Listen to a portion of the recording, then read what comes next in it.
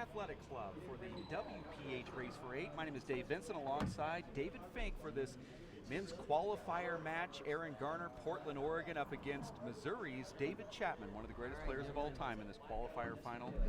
As we now get underway here, live with the referee Blaise Celeste, who had a great match earlier today, as you witnessed in that first round of the qualifier. Well, Dave, this is a very interesting first qualifier final match. You have Aaron Garner, who has not had to qualify in over 14 months after making the semifinals of Houston in 2013. Finds himself now outside of that top 8 and having to qualify. Couldn't have drawn a much tougher qualifier opponent in Dave Chapman, a guy who's won 9 national championships, been ranked #1 for the better part of the last 20 years. That's smart. Giving us the go-ahead. And so it looks like Dave is going to be serving first as we get underway in the Mile High City. You remember last year how this altitude up here really gets to the players. Some of them, like talking to Paul Brady, he said, I feel great. I'm walking around town. It's great. Then he went and worked out and says, oh my gosh, I really do feel it when I get in the court. These guys all have the same sentiment. Well, just over 5,200 feet above sea level here, and it makes a huge difference. Dave Chapman was tested earlier this morning, Dave, in a backcourt first round match against JT Hingy. Chapman led 18-17. The match was very much in doubt when Chapman used his experience and a little bit of inexperience from JT to pull away and win that first round match, and now it's Chapman with a quick opening point on a sort of a strange left-handed back wall kill. Well, you saw Chapman play just a couple weeks ago in New York against Aaron Garner in one of those playoff matches for 9th place.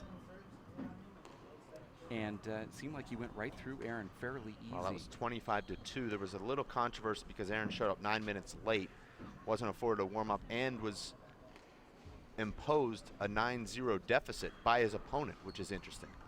You don't see that a lot in sports, and that was a patented Chapman, didn't like my shot, and I'll just kind of stand here and get the replay move. Well, you see Aaron's now complaining to the referee about this. I don't blame him. Well, Aaron has a very good grasp of the rules, and he's got a lot of experience with Dave, and he knows what he's in store for here. But it's interesting, Dave, to watch how different opponents try to defend Dave's lob serve. You see some guys will just go to the ceiling every time. Other guys kind of come in, try and take it with their right and push it back down either the right or left wall without using the ceiling. And that's a terrible error. Aaron, that looked like a nervous error to me. Well, you know, Aaron struggles with anxiety on the court. And he says, you know, I just feel like so tense in there, always tense. He's the only guy that's been invited, Dave, in these events that's never beat a player in the Elite 8 in tournament play. So let that sink in. Okay. His wins in Houston when he made the semifinals were against Chip Morales and then Anthony Celeste. Okay. So if you take a look at the group now that's in the Elite 8, he's never beat any of those guys. So it's, I'm sure, a mental block for him, and another terrible error from Aaron off the back wall. Now, we can't hear the referee through our headphones at this moment. I'm sure that those at home can. 2 plays 0. And there's a good 2-0 call from the referee. Blaise Celeste coming in for his first qualifier with the WPH. Nice little left-handed poke from Chapman, who goes with the overhand tomahawk in the right hand. Talking to players, Dave, they said the ball and the court are really fast. Anthony Celeste, who played earlier this morning, that's the 4th error from Aaron Garner, said, you know, my opponent hit a ball that was 6 inches high and it came off the back wall. That's how fast these courts are. And you can't tell so much from watching from down below or at the nice shot from Chapman, or, you know, from up top. But, you know, every player has told me that, Dave. So that's something that we'll have to watch for here this week. I'd like for Linda to cue up the replay of that last shot after this rally ends, unless this, of course, is. Chapman came to the booth before this match and said, I came here to do one thing, lose this match and draw you, meaning me. Dave, I don't want to make it about me. I'm not that guy. But this just happened to be about me.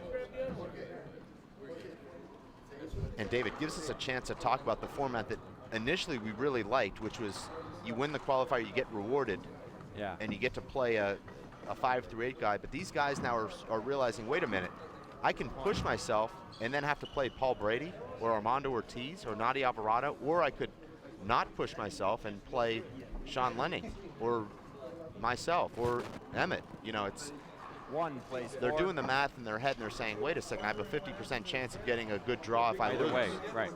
And I don't like that because, Well, it'll change next year. okay. It'll probably have the same format, but there'll be something that happens with the qualifier losers. Well, that'll be, where it's half prize money or something like that.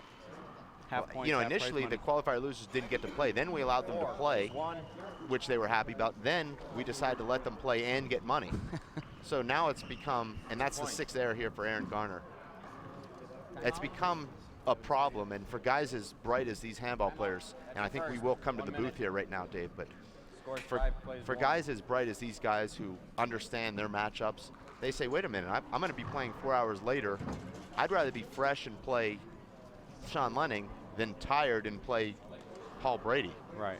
Yeah. So rationally, it makes sense from a competitive standpoint, and as a tournament organizer, you don't like to hear that. I truly believe, though, Dave, that when guys get in the court, they're going to give it their all. I just think you might say one thing outside the court, but when you're in there, you don't want to lose. You don't want to come all this way and tank. You know, you wouldn't even do that in a practice match. And Aaron's trying to work out some of this anxiety. Just a nightmare start for Aaron. Well, one of the problems, and you know this because you've roomed with Dave Chapman, is Dave gives a lot of off-court advice about handball, and you might be driving around with him in the car, and he'll talk about strategy, and all of a sudden, when he starts doing that stuff against you, it just plays in your head different than any other player because you've already discussed it, but he's always bragging about it with another player that he did that to, or you'll discuss these things, and then all of a sudden he starts doing it to you while you're playing, and you're like, it's just a very difficult place to be at. Because he'll openly talk about certain strategies, and then when he implements it against you, it just really works into your head. Well, Dave's one of those guys that's really hard to tell if he's joking or not. Side out. You see Dave makes no move for that ball. I guess that's a pass shot on our little score sheet. I have to add it up. I mean, there's Might have to make a definitely new no air stat there. for that one. 1 plays 5. Give ups, and just give up on Yeah. a play. Dave was pushed in his opening round today, and he was working really hard. Point. This altitude will really test your endurance and your athleticism 2 and your plays strength 5. and all of your conditioning leading up to this tournament. 2-5 is the score. Dave just spent about a week in Napa Valley, Dave, doing a lot of wine testing. Point. I don't know how well that prepared him for this 5,200 plus feet of altitude. Was he testing or tasting? 3 plays Is there a 5. difference? I guess tasting is what I meant. Short ball. I mean, I guess that's what you're Second doing. You're serve. testing it to see if you like it. Right. I Should we just call it consuming? I've been to Napa a few times. I don't remember how I ever left. So if I tested, I don't remember what it was that I was testing. Or tasting, for that matter. 4 plays 5. And Aaron really hasn't done much here, but he's right back in this one-game match to 25. He's trailed 5-1, and now back in at 4-5. This is a qualifier final. Side out. Aaron knows. There's some players that'll go in there and know that they're 5 if plays they're just 4. not playing well and they're just mad at themselves. Aaron actually knows that he's making these mistakes. Almost looks like these guys are just having a hit around right now, Dave. 6 plays 4. This is just a one-game match to 25, so you really don't want to let any shots go. Aaron just looks like he doesn't have any flow right now to his game. Side out. Looks very robotic in there right now, not relying on his instincts. 4 plays 6. It's a one-game match to 25, win by 2.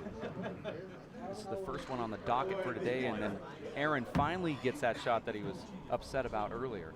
Well, that one was from about 25 feet farther back. And that's what Aaron needs to do. If Dave's going to hang in the backcourt and not make much of a move for these kill shots, I mean, Aaron just would be better off going for those kill shots, even if they're not high percentage. 6 plays 6. Short ball. Aaron's always working on his serve, trying to improve his technique. Second serve. Feels like his serve is not one of his strengths.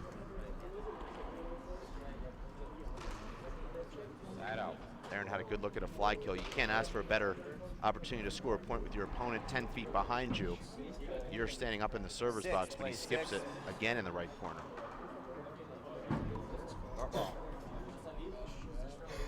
Second serve.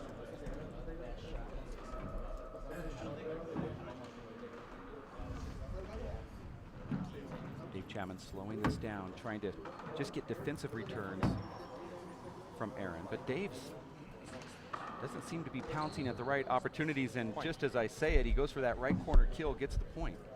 I saw Dave win, or excuse me, make it to the finals of the NYAC Invitational in 2010 playing this exact style. Not really pushing himself for balls that he would have had to run or dive, but then when he has the opportunity, making really great shots. Dave, very interesting on that last back wall setup.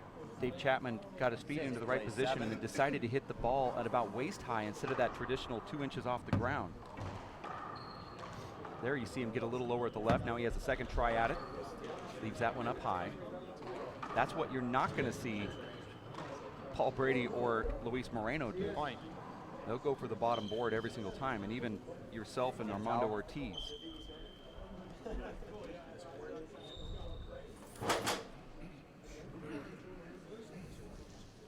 Seven. Play 7. But you have to admit, we're early here on a Friday morning, and this gallery is pretty big upstairs and downstairs at the Denver Athletic Club. It's nice to see the crowd of people coming out. The fans on a work day. Play 7.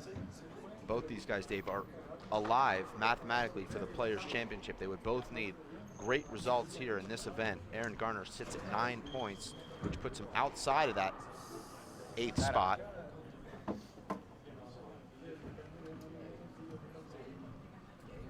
But a poor result here from Sean Lenning and his brother Alan maybe not going to Salt Lake City, and a good result here would put him in to his first ever Players' Championship. Last year he was the alternate in Seattle.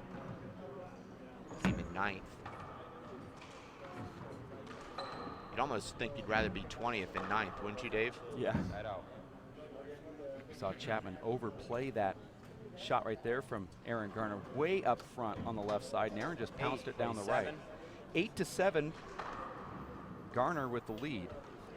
Aaron's had a pretty nice season very quietly. A couple of big wins, defeated Martin Mulkerns at the U.S. Open, the match that he considers to be his greatest ever win, and also defeated Luis Cordova in Houston. Big comeback there from 17 to 23. One of the biggest comebacks of the season, late in the match. Chapman is not moving much here, but he's making the most of what he has when he puts his hand on it. And you can see he's really taking deep breaths. Plays 8.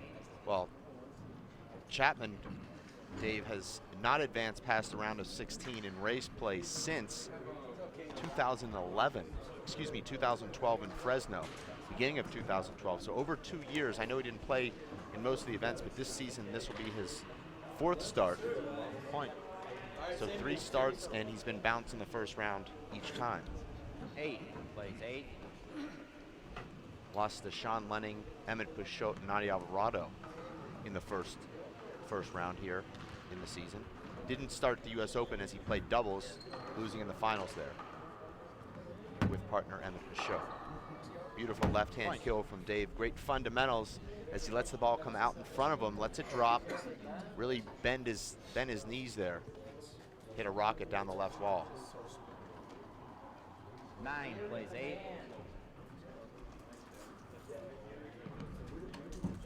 Dave led JT Hinchey this morning. Point. Terrible error from Aaron. But Dave, he led JT Hinchey 18-17, playing to 25 this morning. JT Hinchey, who was playing great ball at the time, made a big comeback, shanked 3 cross-court lob returns in a row with his left hand. This very serve, JT missed 3 in a row to push Dave to 21, made another error to 22, then another missed return of serve at 23. And that just goes to show you, Dave, how important experience is in these big matches. We saw it a couple times this morning with Blaise Celesto, who looked great early, but then John Iglesias, who's got that pro experience and pro mentality, took his game to another level, and Blaise got tired and couldn't hang with him anymore. Was outscored 14-1. Well, even though the score was lopsided, that Pete Svensson match versus Nikolai Nahorniak, Pete had multiple setups and was just hitting the ball corner kills into the ground. Even though the score was 25-9, and it was obvious that Nick was probably going to win that anyway, Pete was just missing some of those shots. And he came back to me later and said, I just need to tour more, and I'm just have too many things going on in my head, too many jitters, and I'm nervous, and I shouldn't be. Well, it's actually Pete played Anthony Celesta. Sorry, It's got mixed up. Good shot from Aaron. I called it good. Good. Both agree. Point. 10 plays 10. We're all together at 10. That's going to be a huge setup for Chapman. He gets his feet into it, and then almost That's a picked back up by Aaron Garner, and Aaron actually should have picked that up. Yeah, he's mad at himself because he actually saw that it was going to be 1 inch high, and he conceded. And right at the last second, he realized he should be able to get to it. That was a terrible paddle shot from Dave Chapman, trying to push that ball down the right wall, and he just shanked it. You don't leave a ball about the dotted line with Aaron because he has so much power. I don't think you want to leave it there for anybody.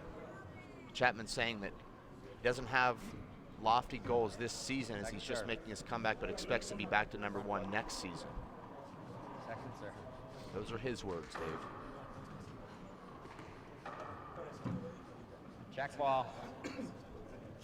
And this is what I mean, Dave, by no flow from Aaron. That ball hops, but Aaron's just not adjusting. He's not nimble right now because he's so analytical and technical that he's not able to make those adjustments with his feet or his hand. I don't know if this is something that you recall, but Chapman is hopping the ball in the rally more than I ever recall when he was dominating the sport. I think that was something he picked up in his second career. Side out. After his first retirement at 29, he started to hop the ball a lot more during the rally. 10 plays 10. I think in his, probably what you would call his prime, from 17 to 29, didn't hop the ball much during the rally except to put reverse on back wall shots to keep him on the wall. 10 plays 10. Boy, that was a terrible fault from Aaron on that serve at a crucial time here. Well, Aaron also double faulted, or excuse me, hit the floor first on a serve in his opening round match this morning. So that's 2 already in 1.5 games today. Side out. Now, making comments like I'm going to be #1 next year, it's hard to take those words and take them serious when you see a rally end like that, Dave. And I'm not trying to be too skeptical here, but it seems like we're so far apart. You would have to see moments of brilliance in order to make a statement like that, don't you think? 11 plays 10. It's just a couple years ago he won a national championship. I don't know if it's the altitude or a strategy here for Chapman wanting to get into that 1 through 4, but he definitely doesn't look like himself. He's made a lot of un-Chapman-like shots. I mean, he moves slow to begin with, but he's really moving slow right now. Plays 11. And I know that this altitude is just crazy. Aaron just plasters that ball down the right wall. Chapman meanders back to the 11 plays 10. returner's location. 11-11 is the score here. I thought it was 11-10, but Play it again. Oh, Dave, Chapman nearly defeated Nadia Alvarado in the last tournament, losing 25-23. Nadia Alvarado has beat almost every player on this tour, including Moreno, Lenning, Shanks, all the big names. So you have to say, if you're looking at a triangle comparison, Chapman's right there. yeah. But yet you watch some of the shots he's made thus far in this match, and it doesn't necessarily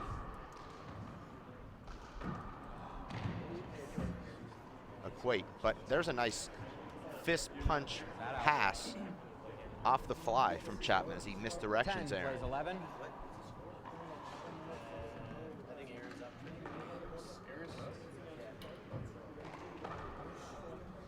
Side out. Aaron had a great court position there, right up the 11 short plays line, 10. anticipating that shot, and Chapman probably tried to go a little bit lower than he would have liked from that deep. Second serve.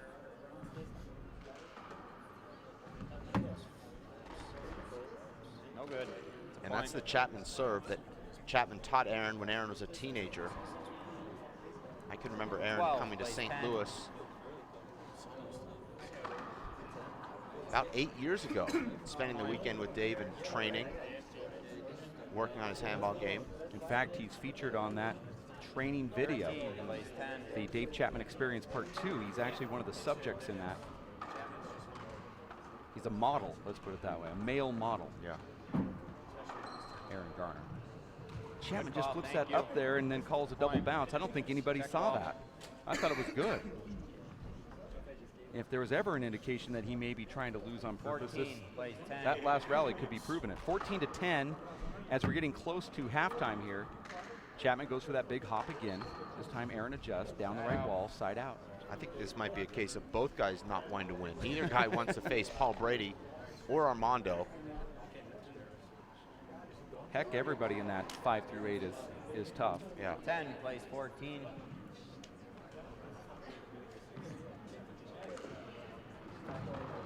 That was horrible. That Aaron out. hits that right at Dave. But Dave overhit his paddle Yeah. up front. 14, plays 10. Well, if Chapman continues at this pace, I don't think he'll be too tired for his next match. Point. Halftime. 3 minutes. We are going to have that 3-minute break here presented by our referee Blaze Celesto. 15-10 is the score as Aaron Garner takes Chapman here as the leader going into halftime. You want to test your skills, make your plans for these amazing events. First of all, there's the USHA National Master Doubles in Chattanooga, Tennessee. Dave, you and I were in Chattanooga one time together. April 24th through the 27th, we went down the Ocoee River in a whitewater rafting trip. I'm sure you remember that. They're going to kind of emulate some of that stuff, or maybe replay some of that great off-court activities during that that major event that they're having in Tennessee. In fact, they said that the Tennessee Handball Association is going to have the outdoor barbecues, the golf outing, beer on the bridge, which you know is always a big thing down there. The bridge is amazing. Then that Saturday night banquet is going to be spectacular. That looks out over the ballpark while they take in a baseball game. Yeah, this is going to be one of those trips that you might want to plan. It's a great weekend.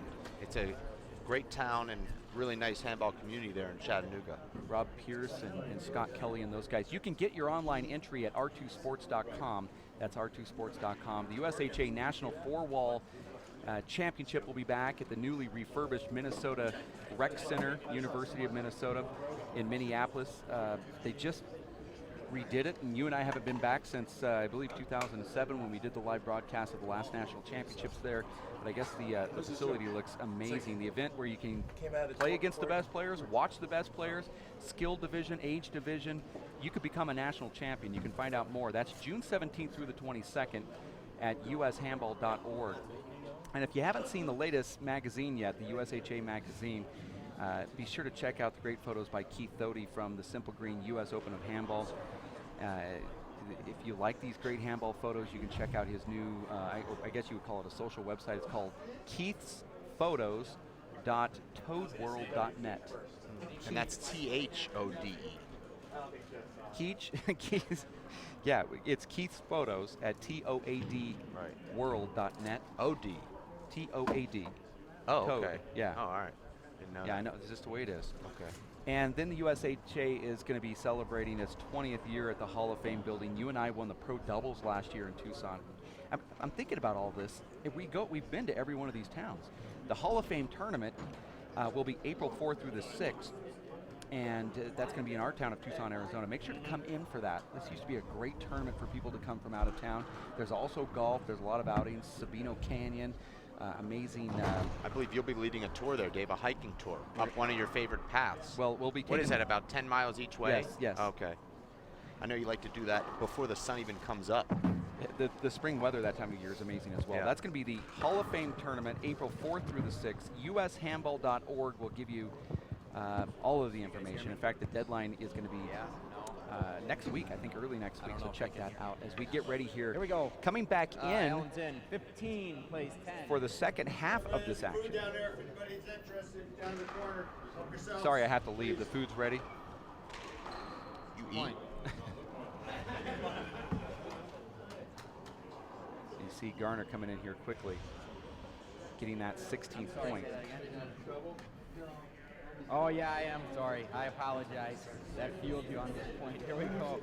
16 plays 10. You saw Chapman not looking too concerned No. during halftime. I think it's obvious what Chapman's attempting to do here. Yeah, it's not. That's a good shot from Aaron. That was the quickest I've seen Chapman move, that little kick back to the server's box. Chapman Well, that was nimble. he wants to get this one over with, I guess. He's not going to be happy when he knows he has to ref the next one. That's a nice back wall kill shot. Chapman rolling it out now, 10-17. Dave, I want to take a minute and thank our incredible staff here this week. Linda Manning, Jeff Kastner, Gene Kastner, Chris Garrad, putting everything together, and then here helping us, Dave, with the tournament desk and the broadcasting, John Bike, Kevin Harkins, Ashley Moeller, an amazing group that we have here this week, Dave. Very fortunate. One of the reasons this will be an amazing event. You also have to say yourself, and also your father, Rodney Fink. He's Well, the helped out pros have already. to eat, and that's why he's here. 10 plays 17. If you're a pro, get ready to go to the best restaurant in the city every night. Rodney Dangerfield, I mean Fink, will pay for it. 17 plays 10.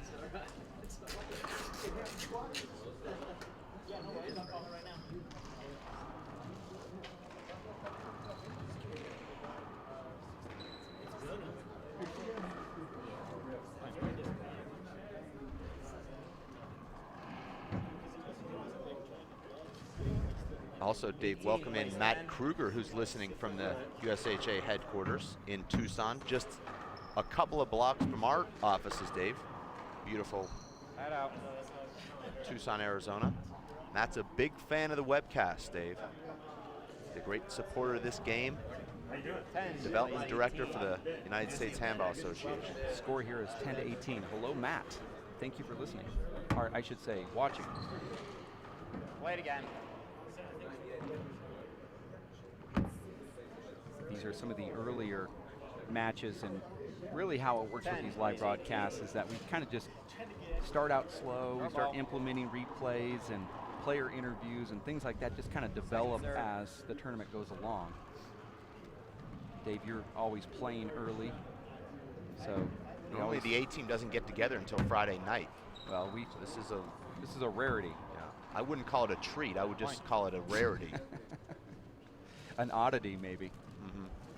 And that was a nice right corner kill from Dave Chapman. Now back to the middle. I think this is going to be underhand. Well, the way things are looking right now, and that was a no look. That's a good shot from Dave, but He it left looks up, like, though. yeah, it looks like Dave will be in that 1 through 4 blind draw, I wouldn't do it to you, man.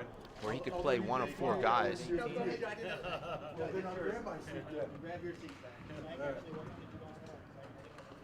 Then when the young lady comes back, like she is right now, she's taking your seat. Aaron Garner lost to Robbie McCarthy in the last event in New York, so he could also play any of the 4 guys in a 5 through 8 should things end the way they stand right now.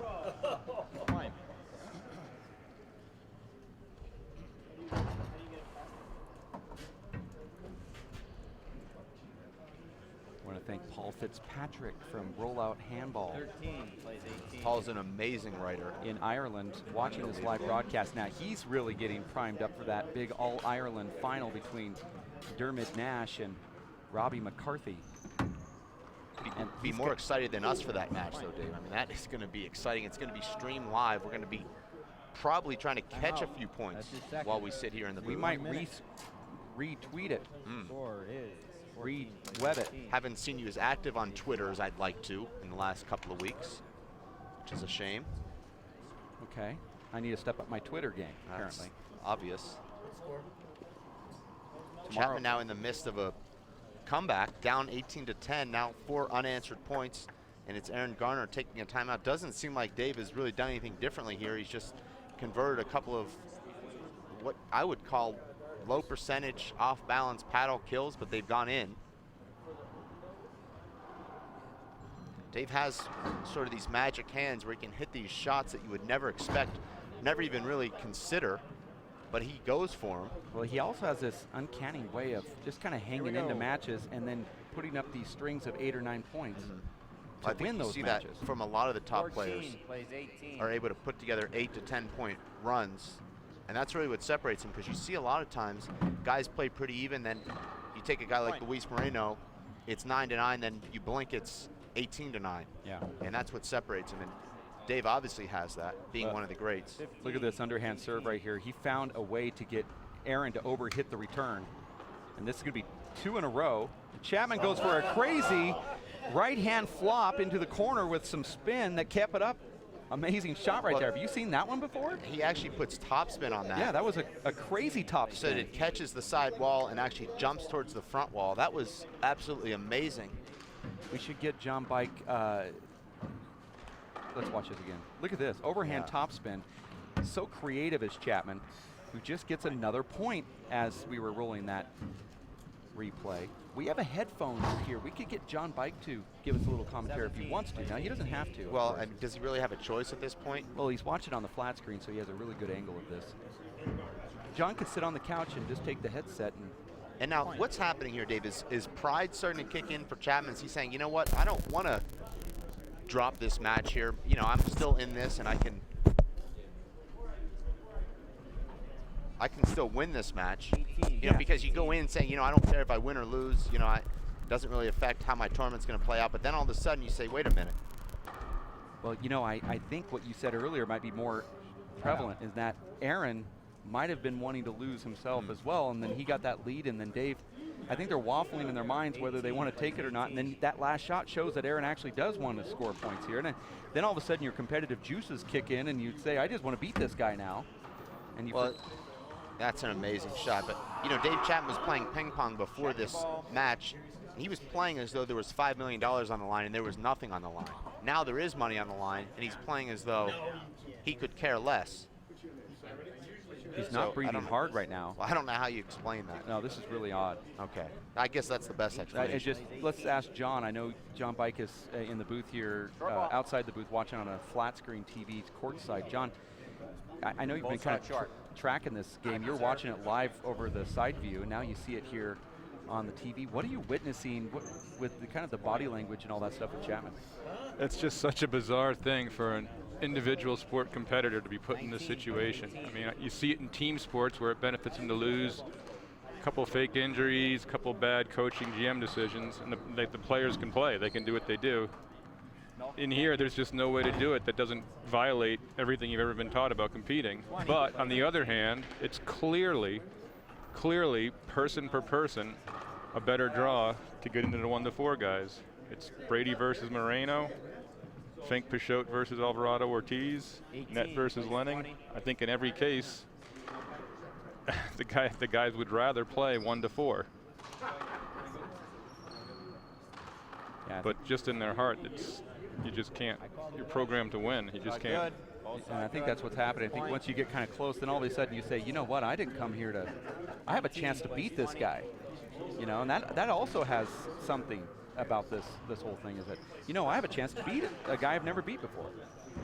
And I see Aaron wanting to break through that. Everybody wants to beat Chapman sometime.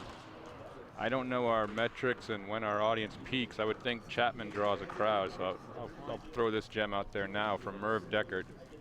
Be unprecedented, never done in any sport, but he's always wanted the person, after he draws his number, to pick his opponent. So the 4 winners, like not pick their name, I say, like okay, that. you get to pick first. Oh, good, I want Brady. I mean, they wouldn't do that, but Yeah, I see what you're saying. he would just let the qualifier. It would create a lot of drama. That'd be interesting, wouldn't it, Dave? Play it again. But you name who you want to play? Yeah. Yeah. That's a big advantage to whoever finishes first, because Yeah, no. The 4 and 4 would be random. The 4 winners would get to pick 4. It's Out a of the random 8. draw, so you just pull out to see who gets to pick first. So those 4, you're right, it would be random, but at least the winners would have the benefit of picking up the first 4 I'm guys. going to have to get my head wrapped around that, and that'll have to be not right now. It took me several years. I think Merv Decker's been saying this since the mid-90s. Well, if it took you several years, it's going to take me several decades. Well, I if got it ever. in 3 seconds. You're Chapman, a 190 guy also. yeah, that's so true. 20 to glad I 20. could break that out in a webcast. What do you mean by 190 though? I don't understand. Well, there's an IQ test, Uh-huh. and you took one Yes. and scored a 190. So therefore, I So- just call you 190. Did that not come up once in New York? I don't Believe it or remember. not, I no. can't remember New York It's a very well. Serious oversight. You weren't acting like a 190 in New York. It was 190 proof. Point. The Edel Handball, Go Play Handball scoreboard had us at 20-20 there for a That's moment. just- Now you see Garner with his 21st point. We're going to 25, and you have to win by 2. Or you could say the 1 through 4 guys pick, and they go in order of how they're ranked. So Luis Moreno would pick Nah, first. too complicated. I like No, No, I'm saying that the top guys don't get to. The qualifier gets to pick which pro he's going to play. I like that. 22. So yeah, there's seriously some more thinking to be done before we seriously discuss it. Well, I'm just happy that you say we. Being polite. I'd like to introduce you to your replacement. He's sitting on the couch. I wish he would be. 23. Here we are, Let's see what 23 to Chapman 20. does here. He came all the way back to 20 from 18 to 10 down.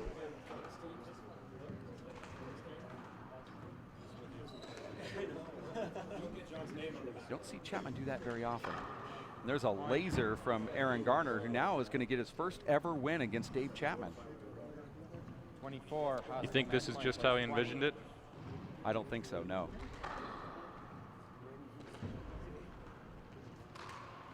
Head out. Not ready to do it just yet. Aaron Garner held a match point against Emmett Bichotte last year on the court right behind this one in the 5th place playoffs and lost. Could it happen again? I don't think so. If we didn't have this draw quirk here, I would consider Chapman at least a 50% chance of winning. Still 24 questioning plays his 20. 100% commitment, though. 100? I'm just questioning that. I'm questioning if there's 50. Chapman gets that little lazy inside out down the right wall, side out, 20 to 24. I didn't see that regular hustle I would normally get from Yeah, Chapman. well, from Aaron there. Yeah, both mean- of them are. I think they're fighting with their inner demons here. Aaron's had success hitting the ball straight down the right wall. As Dave's positioned himself either in the middle of the court or a little bit shaded towards the left wall.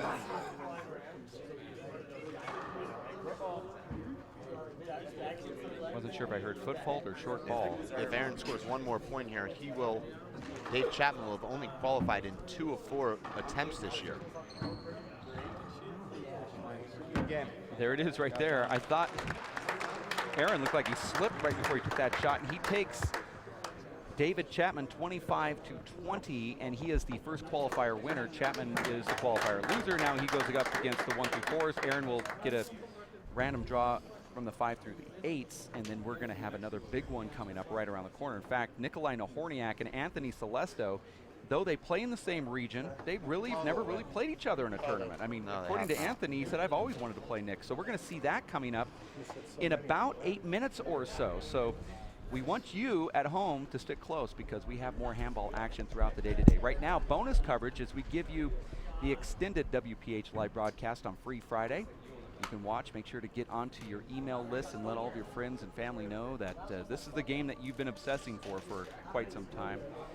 Help us out and tell everybody that there's Free Friday going on. We have Nikolai Nahorniak and Anthony Celesto coming up in about 8 minutes or so. They'll probably get a good 10 minutes to warm up, so expect that match to kick off just after noon here Mountain Time as we get rolling. With this altitude, our normal lines for these guys have all kind of changed because you and I both know that Nikolai's not in the greatest shape. Anthony is a retrieve artist, very similar to what Dan Armijo has been for so many years, a guy that can get any ball. That will wear down a guy here in Denver. So what do you expect for this match? Yeah, I don't think the altitude works in Anthony's favor at all because Anthony's very energetic.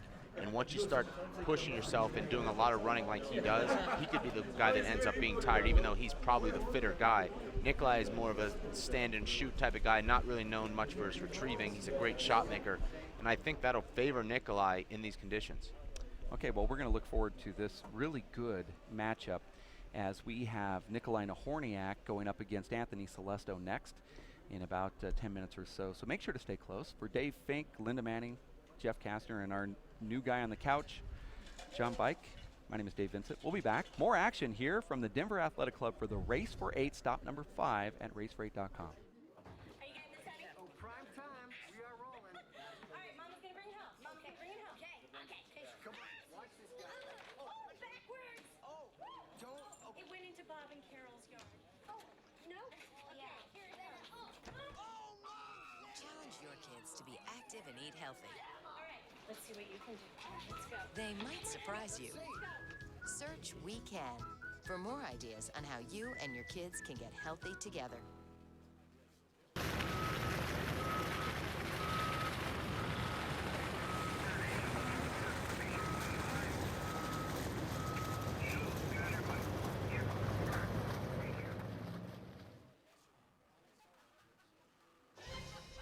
At shelters, you'll discover healthy and loving animals just waiting to become a part of your family. Why wait? You can make a difference in the life of an animal. A person is the best thing to happen to a shelter pet. Be that person and adopt your new best friend today. To find out more, visit theshelterpetproject.org. Rethink what you know about this Vegas icon.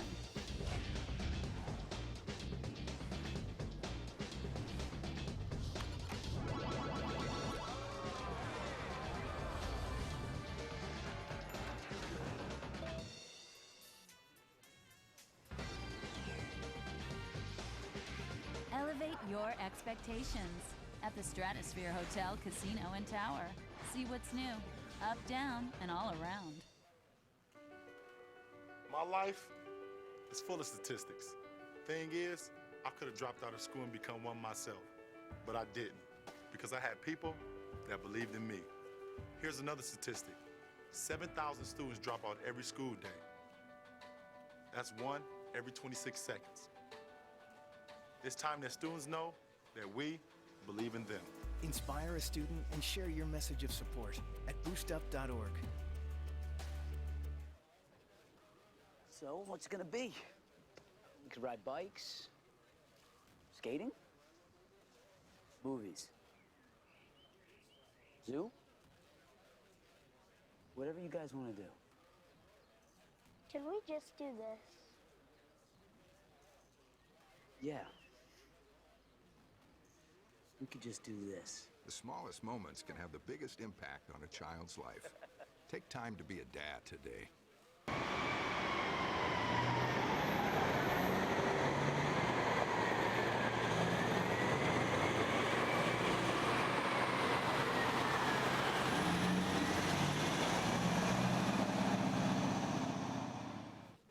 Working and working out takes a lot of energy. That's why I drink Zenergy. Feeling fantastic and looking good has never been easier. Zions, extreme science for your active lifestyle. Here we go. We're gonna make some juice. It's gonna be good. She's excited. A little bit of kale. Please don't put this on I'm putting it all over the line. It's wet. It needs something. No, it'll go. Don't break my juicer. Looks good. You ready to try it? Come on, baby. Challenge your kids to be active and eat healthy. It's okay. Okay, all right. They might surprise you. She took another sip. You saw it? Search We Can for more ideas on how you and your kids can get healthy together.